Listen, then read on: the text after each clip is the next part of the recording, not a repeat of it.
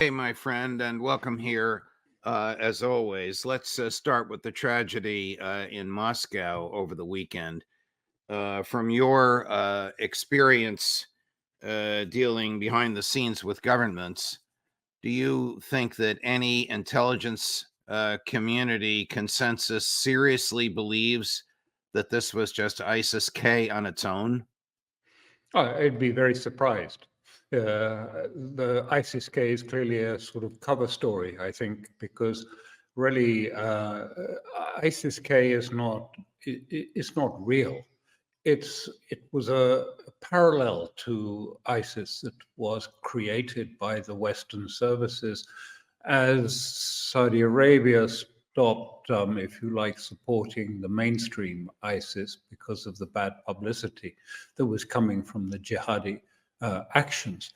And so they needed something. And what it is essentially it's a corridor that exists going from sort of really from Turkey past northern Syria and into Iran. And it was basically aimed for infiltrating sabotage groups into Iran and some jihadis into Syria. Just to be clear, Turkey has a training ground and has been training, if you like, jihadists. I mean, and some of them have gone to Ukraine, particularly the Tatars of Crimea, but also others have been.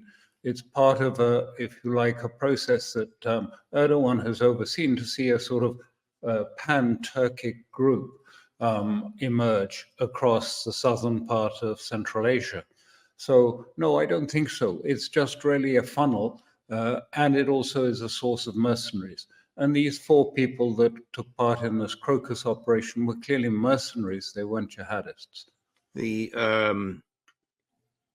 concept that MI6 and CIA might have known about this and either facilitated it or looked the other way.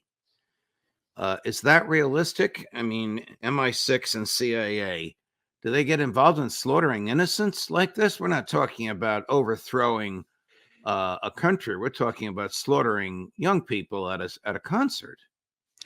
Look, I can't say categorically who knew and who knew what. It is very strange that the United States came out literally almost within minutes, within 55 minutes or something, and said, "Oh, it's not Ukraine. It's not Ukraine. Get that? It's not Ukraine," but have said nothing about why they think it's something else, why they think it should be the so-called ISIS-K.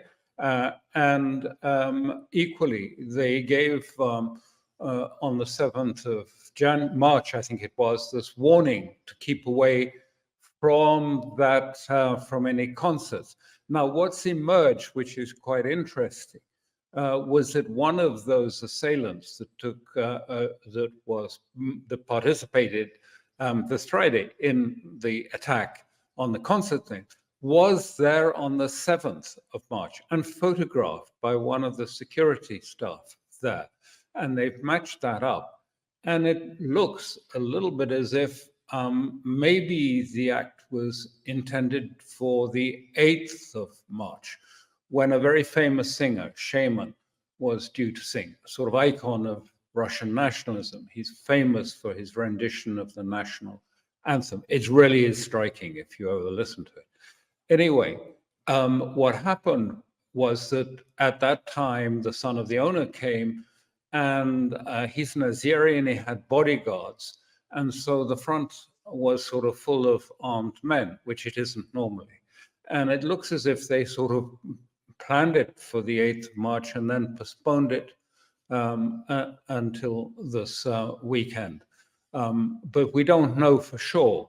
But what I think has happened, you asked me what's happened, and this is guesswork, speculation, but I remember when I was dealing with Afghanistan, and I was involved there quite closely with the Mujahideen. And I remember at one point I went to Washington and gave a talk in Washington. And I said, look, this firing up of these Islamic radicals in order to hurt Russia Some of those groups, some of those Islamic movements, okay, but others are going to be a huge danger to us in the future, these Islamist radicals. And it'll end up in our cities too.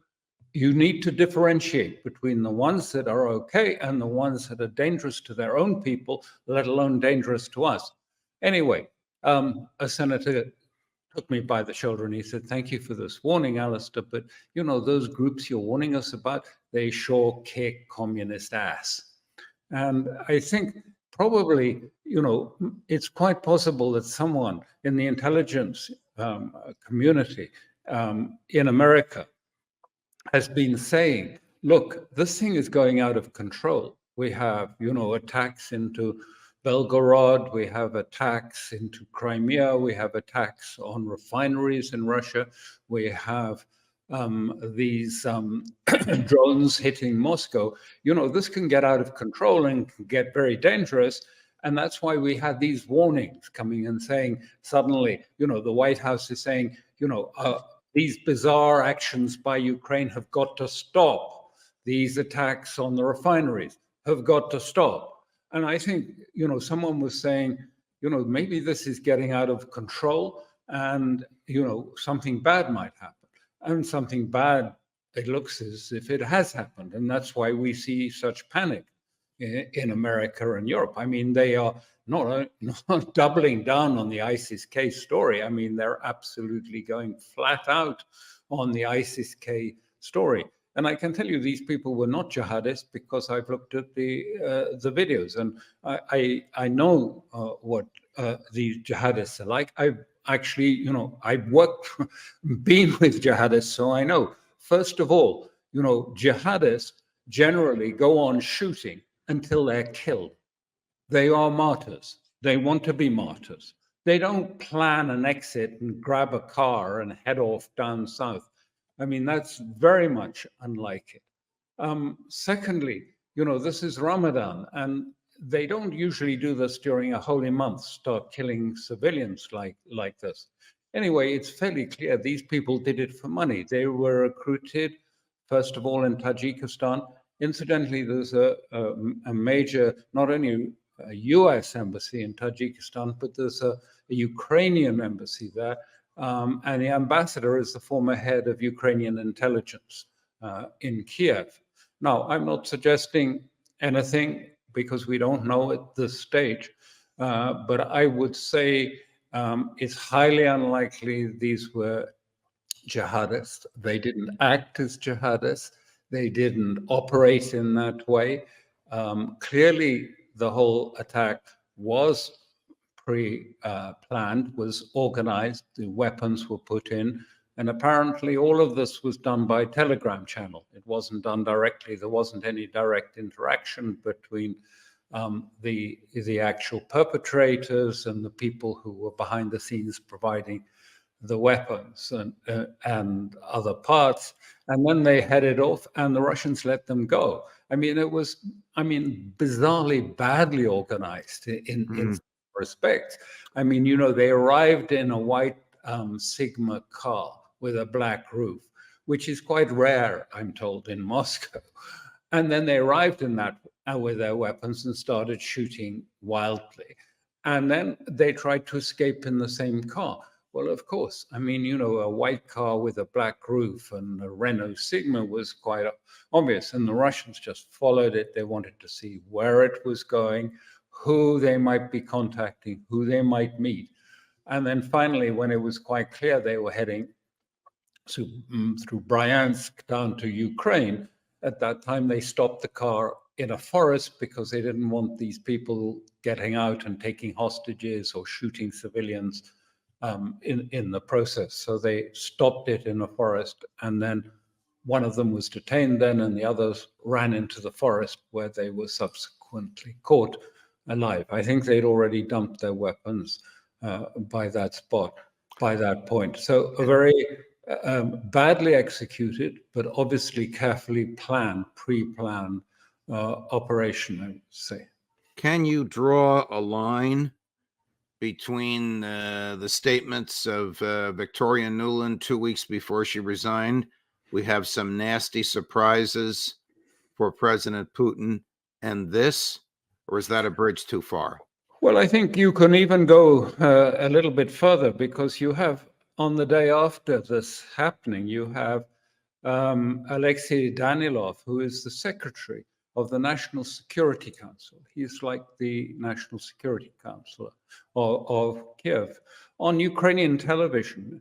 And he said, and this is the day after, and he said, is it fun in Moscow today?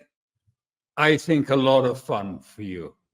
I think we ought to do this sort of fun more often. You are, after all, brotherly people, and maybe we should visit you more regularly. And it's, that seemed to me almost on a par with, Biden's comments about Nord Stream and saying, well, I assure you, it won't continue to exist, your Nord Stream pipeline. How unprofessional Exactly. and lacking in credibility was it for the U.S. to say within 55 minutes of the end of the attack, it wasn't Ukraine? I mean, do intelligence professionals scoff at that? Look, it's very serious.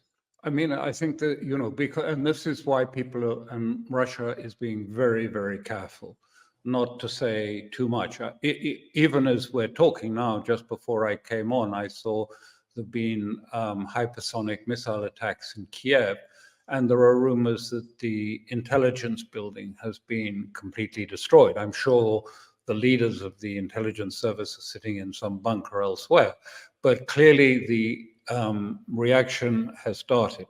So people are being rightly very cautious, but it could end up as being as much of a fiasco as the Bay of Pigs.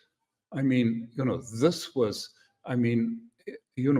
it looks as if something was out of control. How much people knew, we can't say. How often, but certainly someone almost certainly had an inkling that this was going badly wrong.